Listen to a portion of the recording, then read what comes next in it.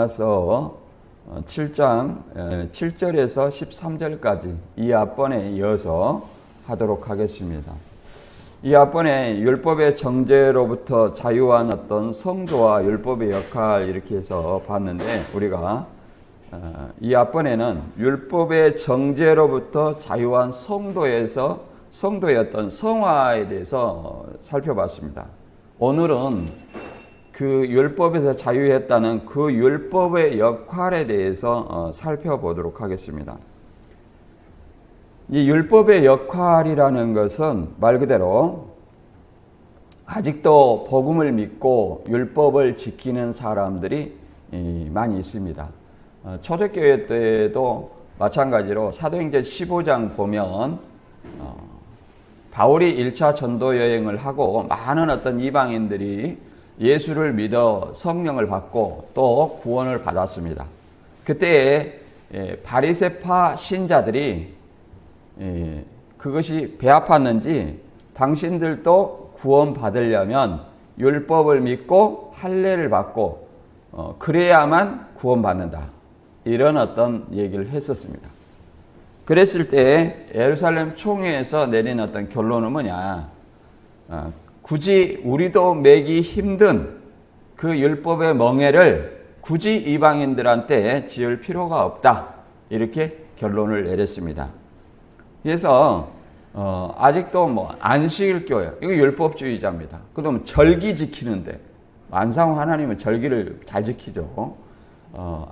이런 것들이 다 누구를 나타내고자 하는 거냐면 예수 그리스도를 나타내고자 하나의 그림자라는 거예요. 그림자. 그런데 이 그림자임을 모르고 여전히 이 율법과 또 복음을 같이 믿는, 이것이 뭐예요? 이단이라는 것입니다. 이단, 잘못된 복음이에요. 그런 것들은 이미 초대교회에서 이미 마무리 진 건데, 아직까지도 성경을 제대로 이해하지 못하다 보니까 그런 오류를 범하고 있는 것입니다. 그래서 율법에서 자유한 성도는 더 이상 율법에 얽매여 살 필요가 없다. 얽매인다는 것은 어떤 의미냐? 우리가 율법을 크게 세 가지로 나눠보면 의식법, 도덕법, 시민법이 있습니다. 여기서 얽매인다는 것은 의식법을 얘기하는 거예요. 안식일, 절기, 월삭이라는 건 매월 초하루, 금식, 이런 것들을 얘기를 하는 겁니다. 여전히 여기에 매어 있다는 것은 아직 율법주의자다, 율법이 나를 지배한다, 이렇게 생각해야 되고, 율법에서 벗어나지 못한 자다, 이렇게 생각을 해야 됩니다. 오늘 7절부터 13절을 통해서 율법의 역할에 대해서 구체적으로 알아보도록 하겠습니다. 7절부터 13절 읽어보겠습니다. 그런즉 우리가 무슨 말 하리요? 율법이 죄냐? 그럴 수 없느니라.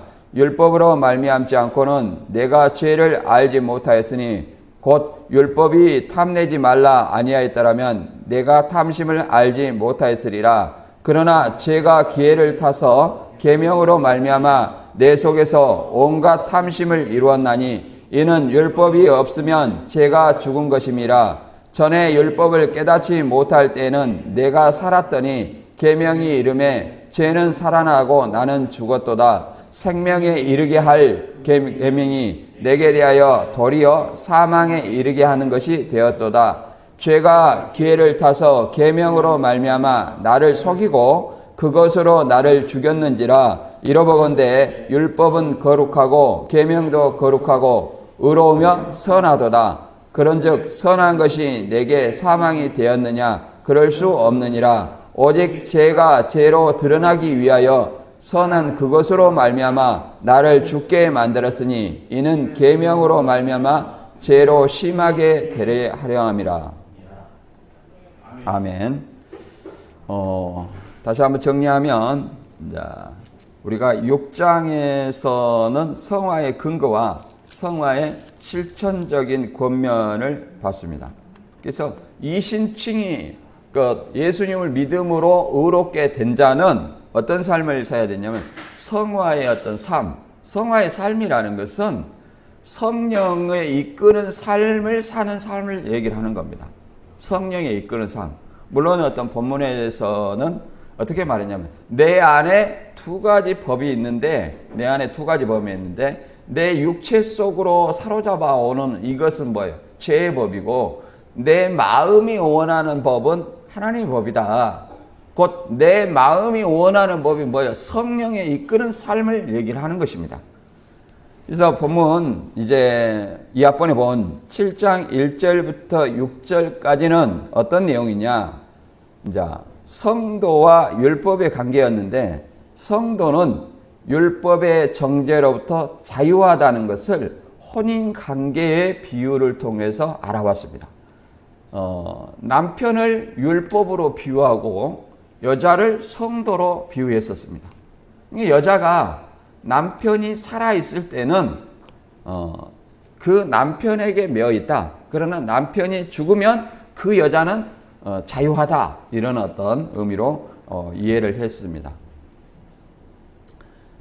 이와 같이 그리스도 그러면 율법에 대해서 자유하는 때는 언제냐? 자유한 때는 약속의 자손이 오실 때까지 율법은 유효하다. 약속의 자손이라는 건 누구예요? 예수 그리스도예요. 그래서 예수 그리스도께서 오셔가지고 율법의 제물이 되신 거예요. 율법을 이루시기 위해서 율법의 제물이 되셨어요. 우리 죄를 대신 짊어지고 율법의 제물이 되셨어요. 그래서 율법의 요구를 만족시키신 겁니다. 만족시켰어요. 그래서 이제 율법에서 해방된 거예요. 해방된 거예요. 그래서 이제 율법에서 해방시켜준 그리스도를 위해서 살게 하기 위해서 율법에서 해방시켰다 이렇게 얘기를 합니다. 그래서 율법의 구속에서 해방되어 자유롭게 사는 어떤 그리스도인의 삶은 하나님을 위해 열매 맺는 삶을 살 수 있게 되었다 이렇게 얘기합니다.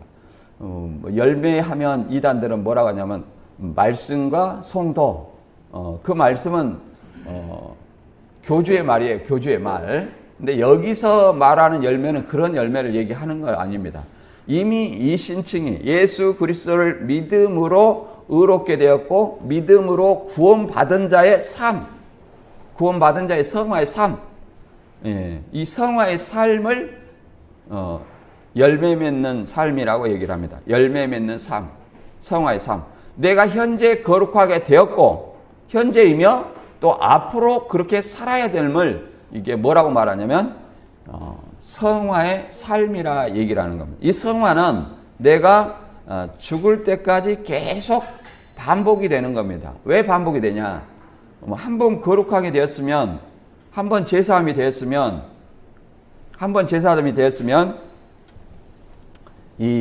그만 아니냐? 이것이 구원파의 교리예요. 그러나 우리는 여전히 우리 안에 뭐가 있어요?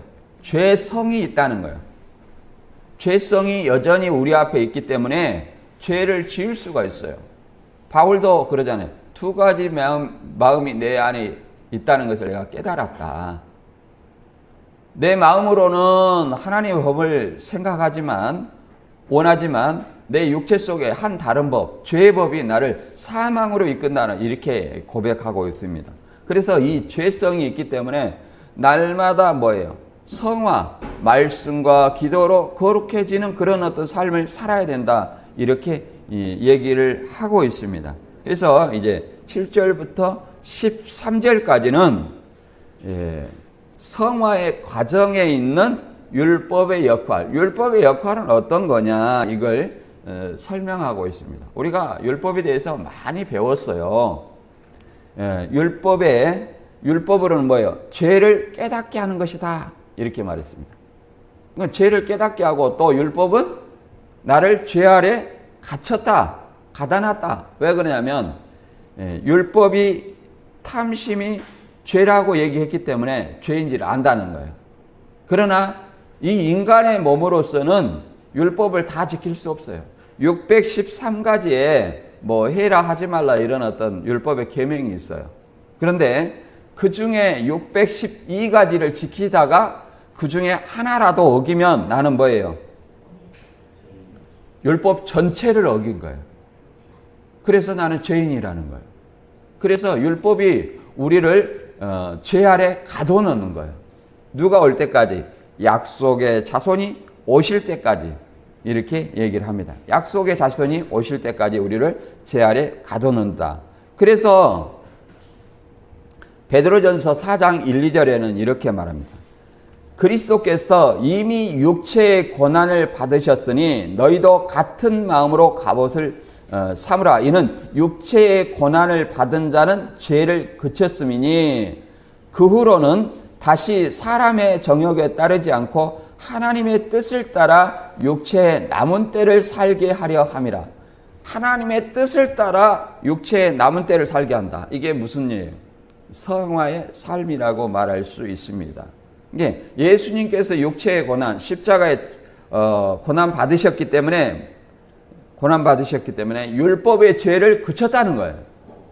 여기서 죄를 그쳤다니까 네, 죄가 끝났다 그게 아니라 율법의 죄에서 그쳤다는 거예요. 예수님의 십자가는 무슨 의미입니까? 율법을 십자가에 못 박은 거예요.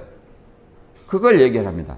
그러므로 이제 예수 그리스도와 함께 같은 마음으로 갑옷을 입었다. 같은 마음으로 예수님의 십자가의 죽으심을 믿으면, 십자가의 죽음과 부활을 믿으면 이제 사람의 정욕을 십자가에 못 박고 사람의 정욕대로 살 것이 아니라 하나님의 뜻을 따라 내 육체의 남은 수명을 살게 한다는 거예요. 이게 성화의 삶이에요. 그러면 하나님의 뜻이라는 것은 뭐냐? 하나님의 뜻이라는 것은 우리가 마태 7장 21절에도 많이 봤습니다. 이단들이 많이 사용하는 거예요. 그러니까 아이고 그건 아닌데 할 필요는 없습니다.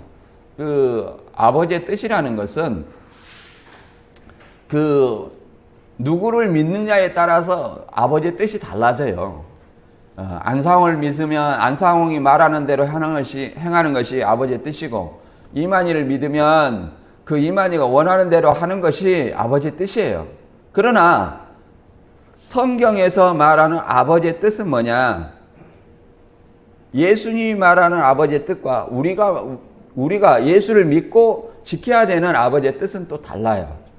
마태 7장 21절에 주여 주여 하는 자마다 다 천국에 들어갈 것이 아니요 다만 아버지의 뜻대로 하는 자라야 들어가리라, 이렇게 얘기했습니다.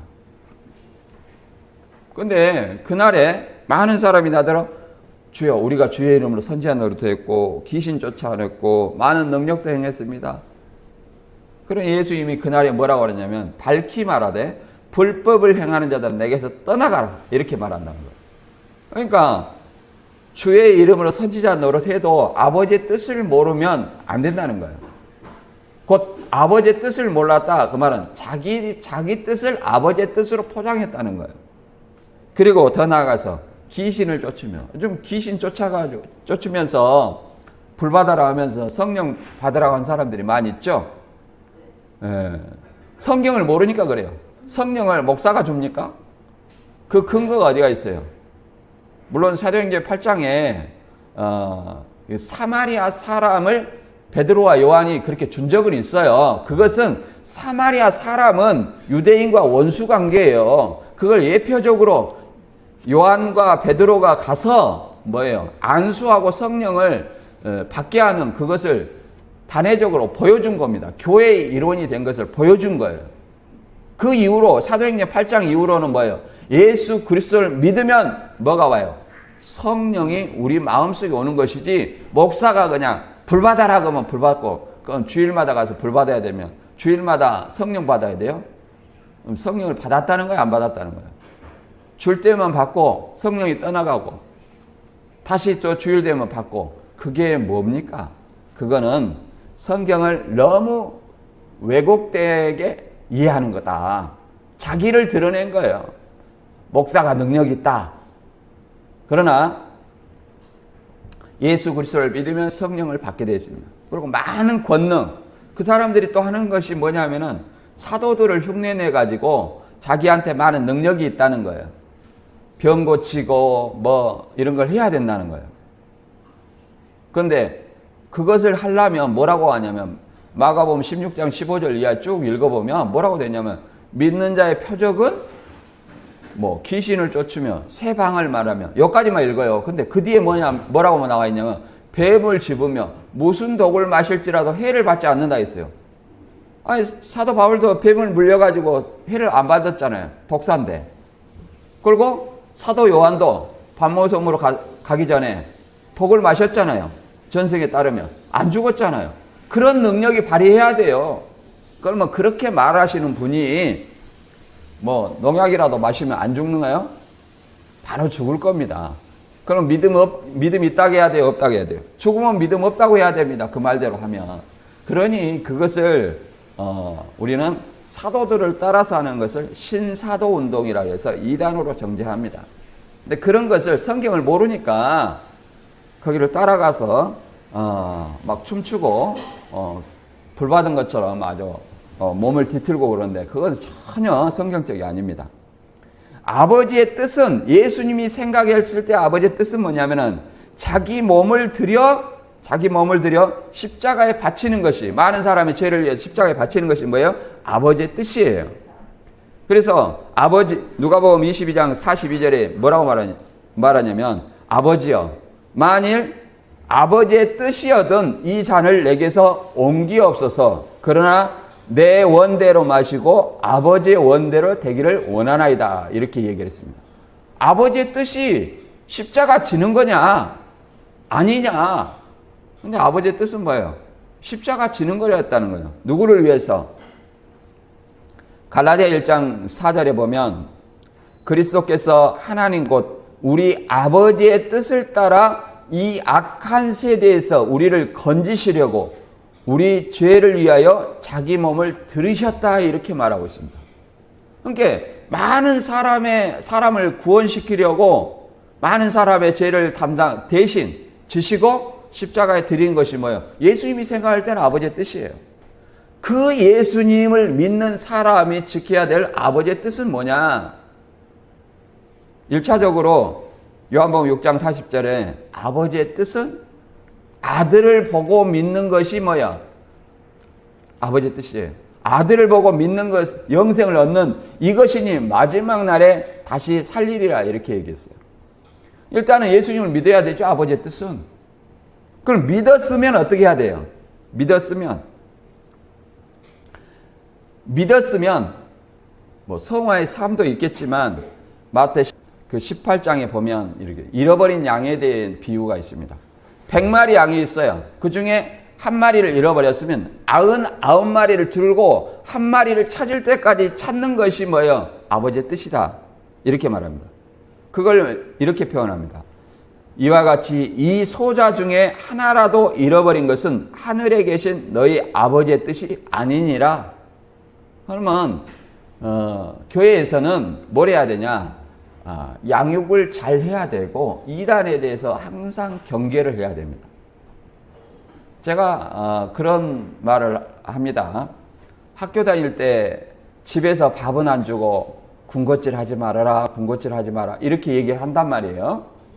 그러면 배고픈 아이가 학교 앞에 군것질 거리가 많이 있죠? 그러면 배고프니까 군것질 안 하겠습니까? 배고프니까 군것질 하게 되는 거예요. 마찬가지로 교회에서 이단에 대해서 멀리 하라는 소리만 하지 말고 몰래 그런 뜻도 아닙니다. 그런 뜻도 아니에요. 멀리 하라는 소리만 하지 말고 뭐 해야 돼요? 충분한 이단에 대한 지식이나 어떤 기독교의 어떤 올바른 교리를 통해서 양육을 해야 됩니다. 양육을 하고 영적 전쟁을 위해서 무장을 시켜줘야 돼요. 그리고 그들한테 당당히 가서 그들도 잃어버린 양입니다. 그러면 한 마리라도 찾을 수 있도록 하나라도 이 소자 중에 하나라도 다시 되찾을 수 있도록 그런 어떤 영적 무장을 시켜야 되는데도 불구하고 나가면 그래 어쩔 수 없지 이런 생각을 한다는 거예요. 이런 생각. 그리고 신천지인들이 많이 있어. 여기 신천지 있죠? 다 알고 있습니다. 그러나 나 은퇴할 때까지만 조용히 하세요. 또는 여기 신천지 있는 걸 아는데 신천지 손 들어보세요. 없네요. 손 안 든 거 보니까 없는 것 같아요. 이렇게 눈 가리고 아웅하는 이런 것은 결코 하나님이 인정하는 아버지의 뜻이 아니에요. 그래서 우리가 생각해야 될 아버지의 뜻이 뭔지 우리는 좀 이해를 해야 됩니다. 본문을 통해서 계속 알아보도록 하겠습니다. 7절, 그런즉 우리가 무슨 말 하리요? 율법이 죄냐? 그럴 수 없느니라. 율법으로 말미암지 않고는 내가 죄를 알지 못하였으니 곧 율법이 탐내지 말라 아니하였더라면 내가 탐심을 알지 못하였으리라. 그러나 죄가 기회를 타서 계명으로 말미암아 내 속에서 온갖 탐심을 이루었나니 이는 율법이 없으면 죄가 죽은 것이라.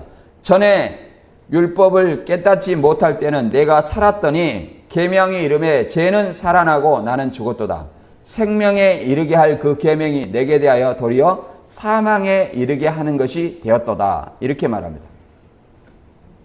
자, 율법이 죄냐? 그럴 수 없다는 거예요. 왜 율법을 주었냐? 아담으로부터 모세까지. 그렇잖아요. 아담과 같은 죄를 짓지 아니한 자들에게도 사망이 왕노를 했어요. 왜 그러냐? 다 아담의 후손이니까 노아의 후손, 그 다음에 롯, 불심판 이런 어떤 많은 어떤 죄를 지어서 사망이 왕노를 했습니다. 그러나 그것이 누가 죄다 아니다 이렇게 알려주지 않았기 때문에 그 죄인지를 모르고 죽어갔던 거예요. 죄의 후손이라. 그러나 이제 모세를 통해서 율법을 줬습니다. 그래서 율법에서 뭐라고 하냐면 해라 하지 말라 이것이 뭐예요? 613가지예요. 대표적으로 10계명이 있고 더 나가서 613가지나 있다는 거예요. 그래서 살인하지 말라, 도둑질하지 말라, 간음하지 말라, 이렇게 내 부모를 공경하라 이런 어떤 말들이 있다는 말이에요. 이런 것이 있기 때문에 이것을 하지 않으면 내가 죄구나, 이것을 어기면 죄구나 이걸 알았다는 거예요. 탐내지 말라 이렇게 했기 때문에 뭘 알았어요? 탐심을 알았다는 거예요. 그래서 그러나 이 율법을 온전히 지킬 사람이 있어요, 없어요? 없다 이 말이에요. 그러나 죄가 기회를 타서 계명으로 말미암아 내 속에 온갖 탐심을 이루었나니 율법이 없으면 죄가 죽은 것이라. 율법이 없을 때는 뭐예요?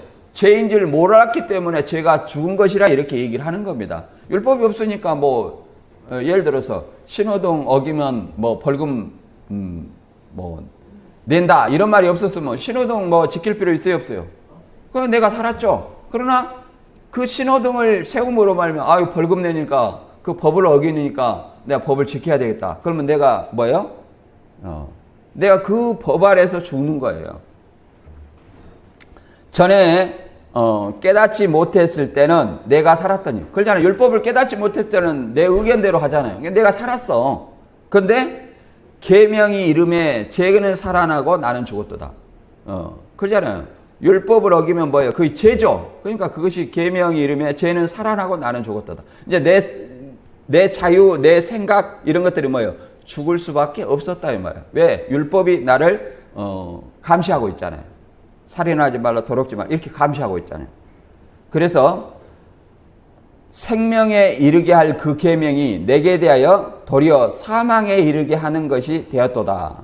본래 율법은 뭘 하기 위해 줬다는 거예요? 생명에 이르게 하기 위해서 줬다는 거예요. 그런데 그것을 나를 사망에 이르게 한다. 왜? 율법을 온전히 지킬 사람이 있어요, 없어요? 없다 이렇게 얘기를 합니다. 그래서 율법의 기능에 대해서 다시 한번 설명해 보면 로마서 3장 20절에는 율법의 행위로 그의 앞에 의롭다 하심을 얻을 육체가 없나니 율법으로는 죄를 깨달음이라. 그러니까 율법으로 의롭다 함을 얻을 육체가 없다. 그 말은 이 율법을 온전히 지키면 의로워요. 의롭게 될 수 있어요. 온전히 지키면. 그런데 율법을 다 지킬 수 있어요, 없어요? 육체를 가진 사람은 율법을 온전히 다 지킬 수가 없다고 얘기를 합니다. 그래서 의롭게 하심을 얻을 육체가 없다고 얘기를 하는 거예요. 근데 율법으로는 다만 뭐예요? 이것은 죄다 아니다 이렇게 깨닫게 하기 위해서다 이렇게 얘기를 합니다. 그래서 이 탐심에 대해서 얘기를 했는데 누가복음 이 12장 15절에는 이렇게 얘기를 합니다. 탐심에 대해서 어떤 사람이 하나님에 대해서 부여하지 않고 육신의 재물에만 굉장히 눈이 어두워가지고 열심히 재물을 모았다는 거예요. 내일 모레 이렇게 노후까지 대비해가지고 이 부자가 이렇게 쓸 것을 하나님에 대해서는 부여하지 않고 쓸 것을 많이 모아놨다는 거예요. 그러니까 어리석은 자여 오늘 밤에 내 영혼을 취하면 지금까지 네가 모은 것이 네 것이 되겠느냐 이렇게 얘기를 했습니다. 그러면서 말하기를 그들에게 이르시되 상가 모든 탐심을 물리치라. 사람의 생명이 그 소유에 넉넉한 데 있지 아니하니라 이렇게 말합니다. 그러니까 내가 많은 어떤 부를 가졌다 할지라도 정주영이나 이건이나 이렇게 많은 부를 가졌다 할지라도 그 생명이 그 부에 있지 않다는 거예요. 하나님이 거두시면 오늘이라도 바로 걷어가신다는 거예요. 우리도 마찬가지예요. 그래서 율법에 대해서 디모데전서 1장 9절에도 이렇게 말합니다. 율법을 또 어떤 사람을 위해서 세웠다 이렇게 말하냐면 알 것은 이것이니 율법은 옳은 사람을 위하여 세운 것이 아니요 오직 불법한 자와 복종하지 아니한 자와 경건치 아니한 자와 죄인과 거룩하지 아니한 자와 망령된 자와 아버지를 죽이는 자와 어머니를 죽인 자와 살인한 자며 이런 사람들을 위해서 세웠다는 거예요. 그러니까 아담으로부터 모세까지 율법이 없어도 아담의 또 아담과 같은 죄를 짓지 아니한 자들에게 사망이 왕노를 했어요. 그거는 아담의 후손이기 때문에 죄인의 후손이기 때문에 죽을 수밖에 없었고 율법이 없었어도 많은 죄를 지었다는 거예요. 너무 많은 죄를 지는 거예요. 하나님 보실 때. 그래서 이런 불법한 자와 복종하지 않는 자 이런 자들을 위해서 뭘 준 거예요? 율법을 주었다 말합니다. 우리가 선한 사람 보면 어떻게 돼요? 어떻게 말합니까? 이 사람은 법 없이도 살 사람이다 이렇게 얘기를 하죠. 그런 사람만 있었으면 하나님이 율법을 주지 아니했을 것이다 이 말이에요.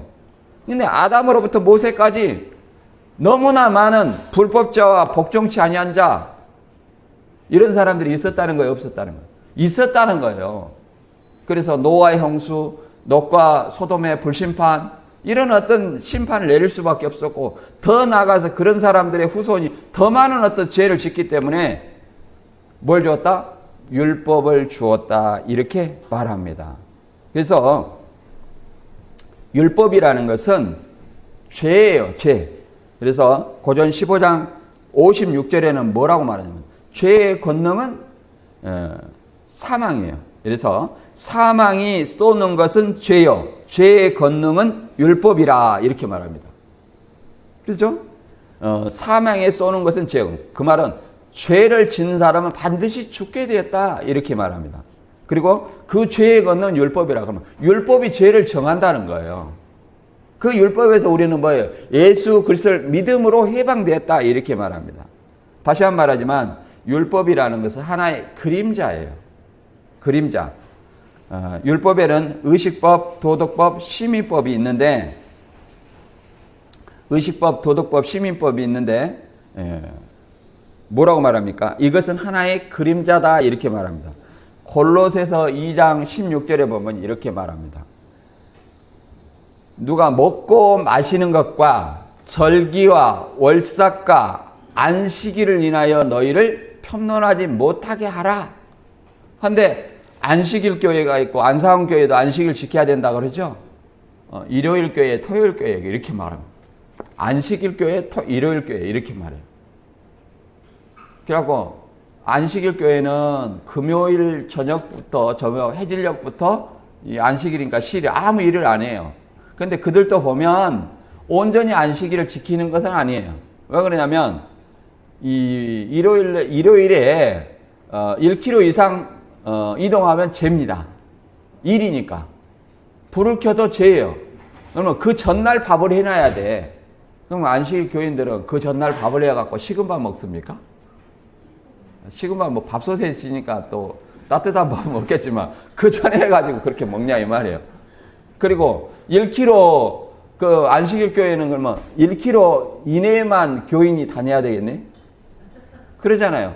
그리고 자리를 2m 이상 옮겨도 이게 일이에요. 뭔 자리를. 그 안전뱅이가 자리를 들고 걸어가니까 왜 유대인들이 비난했냐면 2m 이상 들고 자리를 들고 걸어가면 이거 죄예요. 그런 어떤 모든 것을 다 지키냐 이 말이에요. 안 한다 이 말이에요. 그리고 이제 안식일 교회는 일몰설을 지키기 때문에 금요일 저녁부터 그 다음 토요일 저녁까지 이게 토요일이 안식일은 맞아요. 그렇게 얘기합니다. 그러니까 이제 안식일에서 나온 교주가 누구예요? 안상홍입니다. 안상홍은 좀 다르다. 우리는 그들하고 다르다. 그래가지고 우리는 무슨 안식일이 금요일 저녁부터냐? 토요일이다. 그러니까 토요일 일출제다. 해 뜨기 전부터 그 다음날 해 뜨기까지다. 이렇게 일출제를 지키는 거예요. 그리고 거기는 또 뭐예요? 절기를 그렇게 잘 지킵니다. 이게 뭐예요? 여전히 그들을 지배하고 있는 것은 율법이다. 그러면 뭐예요? 여전히 그리스도하고는 상관없는 사람이에요, 사실은. 갈라디아 5장 4절에 보면 율법 아래 매어 있는 사람들은 그리스도 은혜에서 떨어진 자다. 이렇게 설명하고 있습니다. 그래서 먹고 마시는 것, 절기, 월삭, 안식일, 편론하지 말라. 이런 것들은 장래일의 그림자요. 실체는 누구다? 그리스도다. 얘기를 하는 겁니다. 그것이 다 누구를 나타내는 거예요? 예수 그리스도를 나타낸다. 이렇게 설명했었습니다. 그 다음에 이제 율법은 죄를 죄로 규정한다는 어떤 논증을 이제 11절부터 마지막까지 얘기를 합니다. 죄가 기회를 타서 계명으로 말미암아 나를 속이고 그것으로 나를 죽였는지라. 이러보건대 율법은 거룩하고 계명도 거룩하고 의로우며 선하도다. 그런즉 선한 것이 내게 사망이 되었느냐? 그럴 수 없느니라. 오직 죄가 죄로 드러나기 위하여 선한 그것으로 말미암아 나를 죽게 만들었으니 이는 계명으로 말미암아 죄로 심히 죄되게 하려 함이라. 이렇게 말합니다. 이 율법의 기능이 뭐예요? 죄죠. 죄의 권능은 뭐예요? 사망. 율법 아래 있으면 죽을 수밖에 없다. 이렇게 설명합니다. 근데 죄가 기회를 타서 계명으로 율법으로 말미암아 나를 속이고 나를 죽였다. 이렇게 얘기를 합니다. 왜 그러냐면 율법을 다 지킬 사람이 없기 때문에. 이러보건 때 율법은 거룩하고 계명도 거룩하고 의로우며 선하도다. 이렇게 얘기를 합니다. 율법 자체가 죄가 아니라는 거예요. 율법 자체는 선하다. 예를 들어서 이웃사랑해라, 하나님 사랑해라, 이웃사랑해라 이런 어떤 말들이 악하냐 이 말이에요. 선하다. 그러나 613가지의 어떤 그 계명이 있어요. 그것을 지킬 수 없기 때문에 죄로 사로잡아 온다는 거예요. 죄로 사로잡아 온다. 지킬 수 없기 때문에. 율법은 선하지만 그걸 우리 육체가 다 지킬 수 있어요, 없어요? 없다. 그래서 율법은 하나의 뭐예요? 약속의 자손이 오시기까지 하나의 그림자라고 얘기를 합니다. 히브리서 10장 1절에는 이렇게 말합니다. 율법은 장차 오는 좋은 것들의 그림자일 뿐이요 실체가 아니므로 해마다 반복해서 드리는 똑같은 희생제사로서 하나님께 나오는 사람들을 온전하게 할 수 없느니라. 해마다 반복해서 해마다 지키는 것은 뭐냐면은 대속죄일이에요.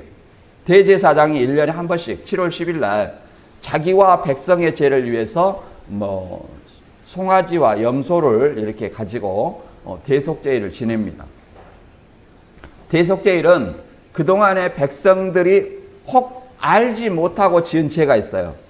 속죄제를 안 드린 그 남아있는 죄를 속죄하기 위해서 대제사장이 그걸 행하는 겁니다. 그런데 이런 것들은 좋은 일의 그림자일 뿐이라는 거예요. 실체가 아니다. 그러면 좋은 일의 그림자요 참 실체는 누구냐 이 말이에요.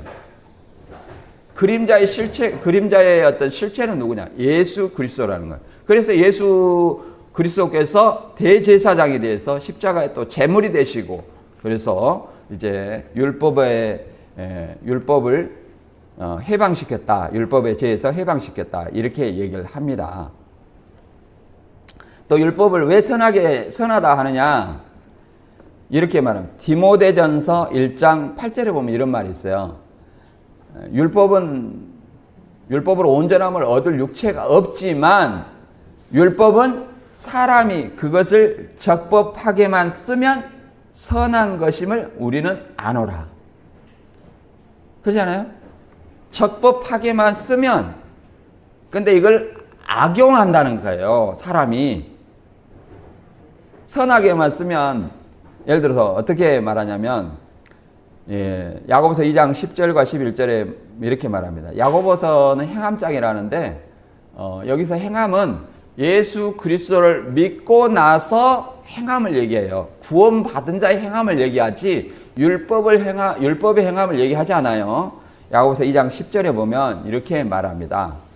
누구든지 온 율법을 지키자가 그 중에 하나를 범하면 모두 범한 자가 되나니 간음하지 말라 하시니가 또 살인하지 말라 하셨은즉 내가 비록 간음하지 아니하여도 살인하면 율법을 범한 자가 되느니라. 그러니까 율법을 제정하신 이가 누구예요? 하나님이죠. 하나님이에요. 근데 613가지의 어떤 해라 하지 말라는 것이 있어요. 그래서 다 지키더라도 하나를 어기면 죄다. 살인하지 말라 하시니까 간음하지 말라 하셨고, 근데 간음 안 했는데 살인하면 그것이 죄다는 거예요. 살인 안 했어도 또 간음하면 그것이 죄다는 거예요. 그 율법을 어긴 것이 된다는 거예요. 더 나아가서 율법을 다 지켰다고 누구 사도 바울은 얘기합니다. 내가 율법으로 흠이 없다 이렇게 한다는 거예요. 그래도 이 율법은 누가 오시기까지, 약속의 자손이 오시기까지 있는 거예요. 그런데 율법이 하나의 그림자로서 실체를 예수 그리스도께 인도하는 하나의 몽학 선생, 어린아이의 선생이라고 얘기를 합니다. 그러면 율법의 참 실체이신 예수 그리스도가 왔는데 예수님한테 나아가지 않는 것도 뭐라고 말할 수 있어요? 율법을 어긴 것이다 이렇게 말할 수 있는 거예요. 율법을 어긴 것이다. 이게 시대를 분별하지 못하는 거예요. 시대를. 지금 율법 시대가 아니죠. 근데 율법을 지키는 사람들이 있다는 거예요. 그리고 이 율법을 선하지만 악하게 이용하는 사람들이 있다. 하나님의 말씀을 도용해서 왜곡하는 거예요. 예를 들어서 고르반이라는 어떤 제도가 있습니다. 고르반. 고르반이라는 뜻은 하나님께 드림이 되었다. 이런 어떤 말인데, 출애굽기 20장에 내 부모를 공경하라. 이렇게 얘기를 했습니다. 근데 부모를 공경하는 율법이 있어요. 근데, 이거를 헌물을 들여서 부모를 이렇게 섬겨야 돼요. 공양을 해야 돼요. 그런데 부모한테 이게 헌물 드리는 것이 아까운 거예요. 뭐 요즘에도 그런 사람들이 간혹 있다고 얘기를 합니다. 재산을 물려주면 부모님 재산 또 일찍 좀 나한테 물려주세요. 그럼 내가 부모님 노후를 책임지겠습니다. 이렇게 말로만 해요. 그래가지고 재산 딱 받으니까 갑자기 화장실 처세법을 쓰는 거예요. 화장실 처세법은 뭐예요? 들어갈 때 마음하고 나올 때 마음이 다른 거예요. 그러니까 부모 재산을 받을 때하고 받기 전하고 완전히 다른 거예요. 받고 나니까 이제 점점 찬밥 심세가 되는 거예요, 부모가. 그러니까 요새는 뭐라고 말합니까? 효도 계약서를 구체적으로 쓴다는 겁니다. 근데 제가 생각했을 때는 개인적인 의견이지만 효도 계약서고 뭐고 쓸 필요 없어요. 그냥 살다가 내 인생을 누리다가 돌아가시면 법이 알아서 나눠줍니다. 법이 알아서. 굳이 유언도 할 필요 없어요. 내 알아서 살고 근데 없는 티를 내면 이게 불효하니까 안 되고 불효하면 안 돼요. 항상 있는 척을 해야 돼요. 그러다가 살다가 돌아가시면 돼요. 그럼 법이 알아서 남은 거 있으면 나눠주고 없으면 그건 많은 겁니다. 괜히 미리 나눠줘갖고 자식들 간에 분란을 생겨요. 이 불효가 유대인들도 있었다는 거예요. 이 무슨 제도를 가지고, 고르반 제도를 가지고 얘기를 했다는 거예요. 마가복음 7장 11절에 이렇게 말합니다. 너희는 이르되 사람이 아버지에게나 어미에게나 말하기를 내가 드려 유익하게 할 것이 고르반 곧 하나님이 드림이 되었다 하면 그만이다, 이렇게 이용했다는 거예요. 무슨 말이냐? 부모를 공경하라는 이 율법을 지켜야 되는데 부모에게 드릴 헌물을 뭐예요? 누구한테 드렸다? 부모님, 하나님께 드렸어요. 쉽게 말해서 헌금했어요. 그러면 부모를 공경하지 않아도 된다고, 이런 어떤 합리화를 했다는 거예요. 이게 악용이에요. 악용. 더 나아가서 이게 성경을 왜곡하는 이단들이 있는 거예요. 아니, 성경이 무슨 유인구나 유재열이나 뭐 이런 어떤 교주들을 위해서 썼다는 겁니까? 사도행전 4장 12절에 보면 이렇게 있어요. 천하 인간 중에 구원 얻을 만한 다른 이름을 주신 적이 없다, 이렇게 말합니다. 인간 중에 구원 얻을 만한 다른 이름을 주신 적이 없어요. 그럼 뭐 그 교주들은 인간이 아니에요. 인간이죠. 인간 중에 구원자는 오직 예수 그리스도 뿐이라는 거예요. 그런데 인간들이 예수님을 사칭해서 구원자 노릇한 사람은 누구라고 하냐면 저 그리스도라고 그래요. 마태 24장 4절과 5절에 보면 이렇게 말합니다. 사람의 미혹을 주의하라. 많은 사람이 내 이름으로 와서 나는 그리스도라 하여 많은 사람을 미혹케 하리라, 이렇게 말합니다. 사람이잖아요. 사람 중에 오직 그리스도는, 구원자는 그리스도 하나뿐인데 이 사람이 예수님을 사칭해 가지고 구원자라 한다는 거예요. 이게 뭐예요? 저 그리스도예요. 그래서 마태 24장 24절에 많은 저 그리스도와 거짓 선지자들이 할 수만 있으면 큰 표적과 기사를 보여 택한 자들도 미혹하게 한다, 이렇게 말합니다. 그래서 이 예수님의 재림이 가까울수록 온 세상은 악해진다는 거예요. 새벽이 가까우면 어둠이 짙어진 것처럼 예수님이 재림이 가까이 올수록 더 적그리스도와 거짓 선지자가 많고 또 믿음에 떨어지는 사람들이 많아요. 자꾸 핑계대고 이 핑계대고 저 핑계대고, 오늘 교회 나가는데 피곤하다, 오늘 교회 나가는데 일 있다, 이런 핑계를 대는 거예요. 그리고 점점 악한 사람들의 그 모양만 지적하면서 내가 저러니까 예수를 안 믿지, 그러잖아요. 예수 믿은 사람이 사기치고, 예수 믿은 사람이 뭐예요? 목사가 사기치고 장로가 사기치고 교회 다니는 사람이 사기치고, 그러니까 저 사람 때문에 내가 예수를 안 믿어, 이런 사람들이 많다는 거예요. 또 예수 믿는 사람들 중에서도 이제 예수를 안 믿게 되는 사람들이 더 많게 된다는 거예요. 이게 뭐냐? 예수님이 재림이 가까울수록. 그러나 그 책임은 누가 지냐? 본인이 진다는 거예요. 예수님이 오시면 영생과 영벌로, 잠깐 이 생의 삶은 잠깐이에요. 그러나 예수님 오시면 영생과 영벌로 갈라진다는 그 분명한 사실, 더 이상 회개할 기회가 있어요, 없어요? 예수님이 오시면 더 이상 회개할 기회가 없어요. 지금 예수님이 오시기 전에 우리는 회개할 기회를 얻어야 되는 것입니다. 그리스도의 품으로 다시 돌아올 기회를 얻어야 돼요. 교주가 어떻게 성경에 있습니까? 구약은 신천지도 이런 말 합니다. 구약은 유대인에게, 신약은 그리스도인에게. 이 말이 틀려요, 맞아요? 맞아요. 근데 과연 유재열을 믿는 사람이, 이만희를 믿는 사람이 그리스도인이냐? 아니라는 거예요. 아니라는 거예요. 그리고 신천지에서 또 선악 구분을 합니다. 참 목자란 진리를 말하고 비진리를 말하는 사람은 거짓 목자. 이게 맞아요, 틀려요? 맞아요. 근데 어떤 것이 진리냐, 이걸 모르니까 하는 얘기예요. 어떤 것이 진리냐. 다 진리라고 하잖아요. 저도 진리라 하고. 어떤 것이 진리냐. 성경을 어떻게 해석하느냐, 이 방법을 모르는 거예요. 그래서 성경을 해석하는 방법이 그만큼 중요하다는 거예요. 그래서 성경을 올바로 해석하지 않으면 그것이 뭐예요? 성경을 왜곡하는 거예요. 왜곡하는 거예요.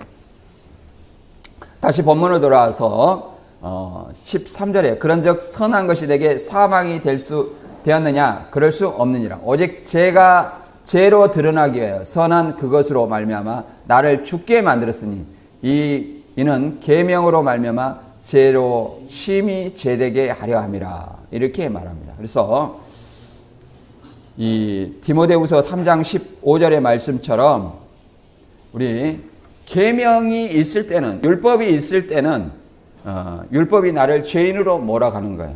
그러나 이제 예수 그리스도 안에서 이제 율법에서 해방됐다는 거예요.